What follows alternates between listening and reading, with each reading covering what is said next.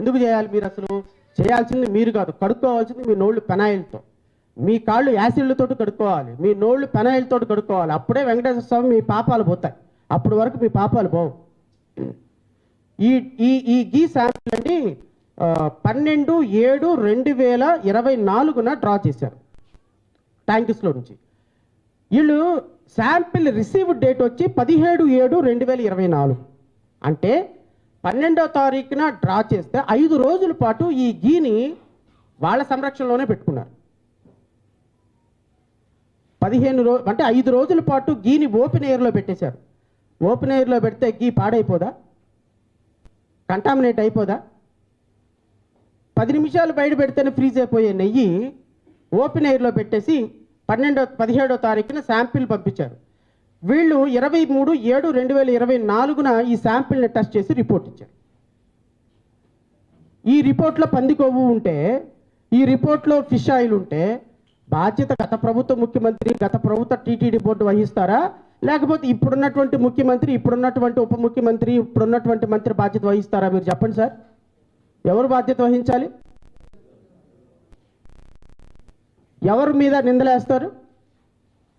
ఎవరి మీద నిందలేస్తారని ఒక ముఖ్యమంత్రి స్థాయిలో ఉండి ఒక మత విశ్వాసాలని దెబ్బతీసే విధంగా ఒక లడ్డూలో ఇది కలిసింది అదిగా ఈయన చెప్పటం తరువాయి ఇంకా ఈయన అందుకున్నాడు ఉప ముఖ్యమంత్రి. ఇక వెంటనే ఆయన పాత్ర పరకాయ ప్రవేశం చేసేసారు. ఆయన పాత్రలో పరకాయ ప్రవేశం చేసేసి, అంటే సార్ నేను మీ ద్వారా రాష్ట్ర ప్రజలకి కూడా తెలియజేసేది ఏంటి అంటే, చరిత్రలో ఇంకొకసారి దేవుడి మీద రాజకీయాలు చెయ్యాలని చూసే రాజకీయ పార్టీకి ఈ లడ్డు అంశం గుణపాఠం కావాలి. ఈ లడ్డు అంశం గుణపాఠం కావాలి. అసలు ఇంకొకసారి లడ్డు అనేటువంటి కాదు కదా, ఏ సంస్కృతి మీద అయినా సరే, ఈవెన్ క్రిస్టియన్ సంస్కృతి మీద కానీ, ముస్లిం సంస్కృతి మీద కానీ, మతం మీద రాజకీయం చేయాలంటే గజ గజ గజ గజ గజ వణికిపోయేటట్టు ఈ లడ్డు అంశం చేయాలి. ఇప్పటికే వణికిపోతున్నారు, ఇప్పటికే గజ గజ గజ వణికిపోతున్నారు. అనవసరంగా ఎందుకు ఇంత దూరం వెళ్ళామా, ఇంత దూరం తీసుకొచ్చామని తలలు పట్టుకొని కూర్చుంటున్నారు. ఏం చేయాలో అర్థం కావటం లేదు, ఎలా ల్యాండ్ అవ్వాలో అర్థం కావటం లేదు, మొదలుపెట్టిన ఇష్యూని ఎలా క్లోజ్ చేయాలో అర్థం కావటం లేదు. అసలు ఏం చేయాలో అర్థం కాక టిఫిన్ తినటంలా, భోజనం చేయటంలా, రాత్రి నిద్రలు రావటంలా, ఏం చేయాలో అర్థం కాక, మనం ఏం చేస్తున్నామో అర్థం కాక, ఏం మాట్లాడుతున్నామో కాక మీరు చూసారా గత వారం 10 రోజుల నుంచి గౌరవ ముఖ్యమంత్రి గారు, గౌరవ ఉప ముఖ్యమంత్రి గారు అన్సీన్ కనీసం ఒక విషయంలో మాట్లాడేటువంటి, అసలు దీని మీద ఖండించే సాహసం కూడా చేయటంలా, ఊరు వాడ డప్పు కొట్టుకొని తిరిగారు కదా. అంటే ఒక రాష్ట్ర ప్రభుత్వం మా దగ్గర ఏమున్నా, మా దగ్గర మంది మార్బలం మీడియా ఉంటే మేము ఏమైనా చేయగలమని చెప్పడానికి లడ్డు అంశమే తార్కాణం. సో ఈ లడ్డు అంశం ఎంత దూరం తీసుకొచ్చారు అంటే, చరిత్రలో ఇంకో రాజకీయ పార్టీ ఈ లడ్డు మీద మాట్లాడటానికి కాదు, ఇంకొక సంస్కృతి మీద దాడి చేయడానికి గజగజ వణికేటట్టు ఈరోజు ఈ రాష్ట్ర రాజకీయాల్లో మనం ఈ లడ్డు అంశాన్ని ప్రజల్లోకి తీసుకెళ్ళాలి, ప్రజల దగ్గర పెట్టాలి. చర్చకి ఒక రాజకీయ పార్టీ సీక్రెట్ ఎజెండాని వారికి చూపించాలి. ఈరోజు ఈ లడ్డు అంశం వచ్చిన తర్వాత, దీని మీద మాట్లాడిన తర్వాత గౌరవ ఉప ముఖ్యమంత్రి గారు, అందరూ మీకు తెలిసిందే, పదే నేను ఇంకా చెప్పాల్సిన అవసరం లేదు, విజయవాడ కనకదుర్గమ్మ టెంపుల్లో పెట్టారు. మళ్ళీ డిక్లరేషన్ అని సనాతన డిక్లరేషన్ అని తిరుపతిలో ఒక పెద్ద సభ పెట్టారు. సభ పెట్టి సనాతన ధర్మం అన్నారు. అంతా అయిపోయింది.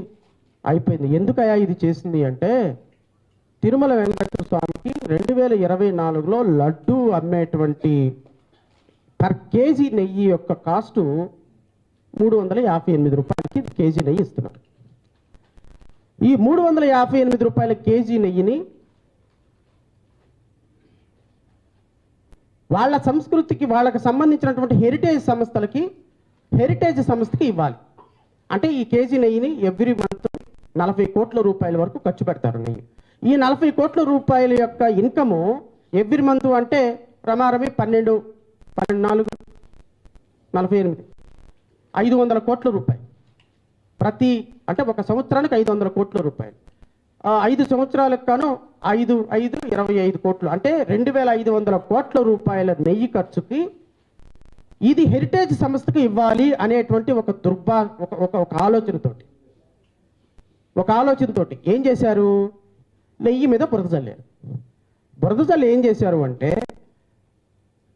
స్వచ్ఛమైన నెయ్యి 350 రూపాయలకి ఏడొస్తుంది, అసలు పామాయిల్ కాదు కదా, నువ్వుల నూనె కూడా రావట్లేదు కదా అని మాట్లాడినటువంటి ఉప ముఖ్యమంత్రి గారు దీనికి ఒక రూపకల్పన చేశారు. ఇప్పుడు ఈ నెయ్యి ప్రస్తుతం ఏదైతే ఇందాపూర్ డైరీ అనేటువంటి ఒక సంస్థకి ఈ నెయ్యి కాంట్రాక్ట్ ఇచ్చారో, సప్లై చేసే కాంట్రాక్టు, ఈ నెయ్యి కాంట్రాక్ట్ సప్లై ఇచ్చేటువంటి కాంట్రాక్టు 650 రూపాయలు, 58 రూపాయలు, 658 రూపాయలు, అంటే ఇంతకు ముందు సప్లై చేసే దాని మీద డబల్ అనమాట. అంటే డబల్ రూపాయలు పే చేయడంతో ఇది రమారమి 8,000 కోట్ల రూపాయల హెరిటేజ్కి ఇవ్వాలనే ఆలోచన చూడండి.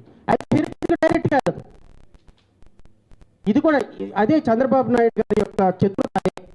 వీళ్ళు భగవంతుడి మీద పగబట్టారు. వీళ్ళు ఏడుకొండల స్వామి మీద పగ ఉంది. ఈ రోజు పగ కాదు, ఏం పగో నాకు అర్థం కాదు. అయ్యే 7 కొండలు అంటాం, 7 కొండలు ఎందుకు, నీకు 2 కొండలు చాలు. భగవంతుడి మీద పగ ఏంటి? ఎవరికైనా వ్యక్తిగతంగా వర్గాల మీద పగ ఉండొచ్చు, ప్రత్యర్థి మీద పగ ఉండొచ్చు, కానీ విచిత్రంగా వీళ్ళు భగవంతుడి మీద పగబట్టారు. మేము ఆ కోణంలో నుంచి నాకు అనిపించింది, దీన్ని కరెక్ట్ చేయాలి, ఇది చెప్పాలి. ఇది ఎందుకంటే నేను మాట్లాడేటప్పుడు మేము చాలా ఒళ్ళు దగ్గర పెట్టుకొని మాట్లాడతాం, ఎందుకంటే వీల్ ఫేస్ ద కాన్సిక్వెన్స్ మాకు తెలుసు. ఉదాహరణకి మీకు అయోధ్య రామ మందిరం నిర్మాణానికి ఈ దేశం ఎంత తల్లడిల్లిపోయింది, ఎంత కదిలింది, ఎన్ని గొడవలు జరిగినాయి, ఇలాంటి దీనికి కూడా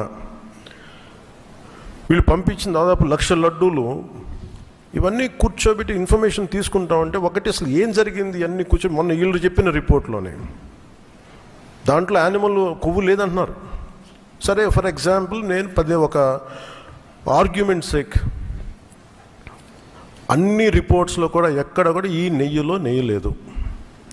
59,70,000 పైచిలుకు కిలోలు 59,70,000 కిలోల నెయ్యి మీరు ఇది అసలు కల్తీ నెయ్యి అని కూడా దీన్ని కల్తీ వనస్పతి, కల్తీ పామాయిల్ అనాలి దీన్ని. ఇవి దీంతో కలిపి ఇన్ని కోట్ల లడ్డూలు చేసిన తర్వాత దాంట్లో 1,00,000 లడ్డూలు అక్కడ కూడా పంపించారు, అయోధ్య కూడా పంపించారు. వీటి నేపథ్యం మొత్తం రిపోర్ట్స్ అన్నీ వచ్చిన తర్వాత ఈ నెయ్యిలో ఎక్కడా కూడా 59,70,000 ఇక్కడ లడ్లు దీనికి సంబంధించింది వీళ్ళు అనుకున్న సోకాలు నెయ్యి సప్లై చేసి దాంట్లో ఆన్ రికార్డ్ 58 లక్షల పామ్ ఆయిల్ దానికి సంబంధించిన ప్లాంట్ బేస్డ్ అన్నీ దొరికినాయి. అవి కాకుండా 1,70,000 నుంచి దాదాపు 2 లక్షల వరకు కెమికల్స్ దొరికినాయి. ఇవి ఆన్ రికార్డ్ వాళ్ళు కొన్నట్టు. మీకు టీటీడీకి మేము ఇన్ని లక్షలు 59 లక్షల పైచీలకు నెయ్యి సప్లై చేసామంటే ఆ పర్టికులర్ కంపెనీ 58 లక్షల పైచీలకు వీళ్ళు మనకి పామ్ ఆయిల్ దానికి సంబంధిత అన్నీ కొన్నారు. అలాగే 1,70,000 ఈ కెమికల్స్ కొన్నారు. ఇవన్నీ చాలా ఆన్ రికార్డ్ దొరికారు. ఎక్కడా కూడా సిబిఐ కానీ ఎక్కడ క్లీన్ చిట్ ఇవ్వలేదు.